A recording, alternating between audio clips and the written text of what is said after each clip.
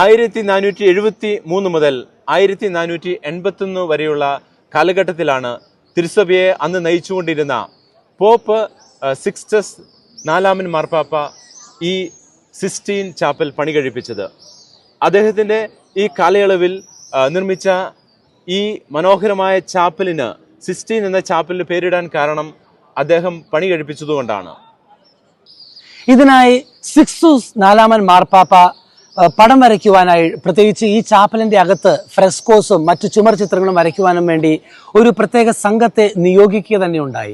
നവോത്ഥാന കാലഘട്ടത്തിലെ ഈ ചിത്രകാരന്മാരുടെ ഈ ടീമിൽ ഏറ്റവും പ്രധാനപ്പെട്ടത് സാന്ദ്രോ ബോത്തിച്ചെല്ലി, പീത്രോ പെറൂജിനോ, പിന്തുറിച്ചിയോ, ഡൊമിനിക്കോ, കോസ്മിക്കോ റോസല്ലി എന്നിവർ ചേർന്ന ടീമായിരുന്നു. ഇവർ ചേർന്ന് അതിമനോഹരമായ ചുവർ ചിത്രങ്ങളുടെ മനോഹരമായ ഒരു കല തന്നെ ഈ ചാപ്പലിൽ സൃഷ്ടിച്ചു. അങ്ങനെ സിസ്റ്റീൻ ചാപ്പലിന്റെ അകത്ത് സിക്സ്റ്റസ് നാലാമൻ മാർപ്പാപ്പയുടെ നിർദ്ദേശപ്രകാരം അവർ വരച്ച ചിത്രങ്ങളിൽ ഏറ്റവും പ്രാധാന്യം അർഹിക്കുന്ന രണ്ട് ചിത്രങ്ങളുടെ പരമ്പരയാണ്. ഒന്ന്, മോശയുടെ ജീവിതം മുഴുവനും അവിടെ ചിത്രീകരിച്ചിട്ടുണ്ട്.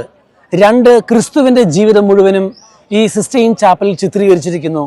നേരത്തെ സൂചിപ്പിച്ചതുപോലെ സിക്സ്റ്റസ് നാലാമൻ മാർപ്പാപ്പ നിയോഗിച്ച ചിത്രകാരന്മാരുടെ ടീമാണ് മോശയുടെയും യേശുവിൻ്റെയും ജീവചരിത്രങ്ങൾ സിസ്റ്റീൻ ചാപ്പലിൽ ചുമർ ചിത്രങ്ങളായി ആലേഖനം ചെയ്തിരിക്കുന്നത്.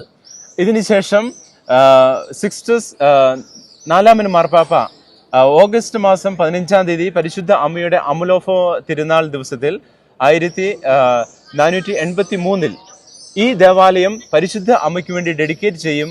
അങ്ങനെ ഒഫീഷ്യലായിട്ട് ഇവിടെ ആദ്യമായിട്ട് വിശുദ്ധ കുർബാന ചൊല്ലി ഈ ദേവാലയം കോൺസെക്രേറ്റ് ചെയ്യുകയും ചെയ്തു.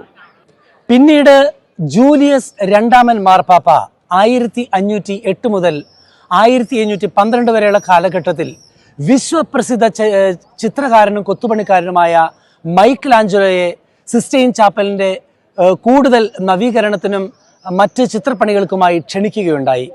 1511 മൈക്കൽ ആഞ്ചലോ വളരെ വിശ്വപ്രസിദ്ധമായ ക്രിയേഷൻ ഓഫ് ആദാമിന്റെ സൃഷ്ടി നിങ്ങൾ സിസ്റ്റീൻ ചാപ്പലിൽ കയറുമ്പോൾ കണ്ടു കാണും. ദൈവത്തിന്റെ കൈവിരലും അതുപോലെ തന്നെ ആദത്തിന്റെ കൈവിരലും തമ്മിൽ സന്ധിക്കുന്ന ഒരു ചിത്രമാണത്. ഇത് സിസ്റ്റീൻ ചാപ്പലിന്റെ മേൽക്കുരയിൽ പണി കഴിപ്പിച്ചത് വരച്ചു വെച്ചത് മൈക്കൽ ആഞ്ചലോയാണ്. അതോടൊപ്പം തന്നെ ഏറ്റവും പ്രധാനപ്പെട്ട മറ്റൊരു ചിത്രം എന്ന് പറയുന്നത് സിസ്റ്റീൻ ചാപ്പലിന്റെ അൾത്താരയുടെ പുറകുവശത്തുള്ള ചുമലിൽ വരച്ച ലാസ്റ്റ് ജഡ്ജ്മെന്റിന്റെ ചിത്രമാണ്. അവസാനത്തെ വിധിയെക്കുറിച്ചുള്ള ഒരു വിവരണമാണ്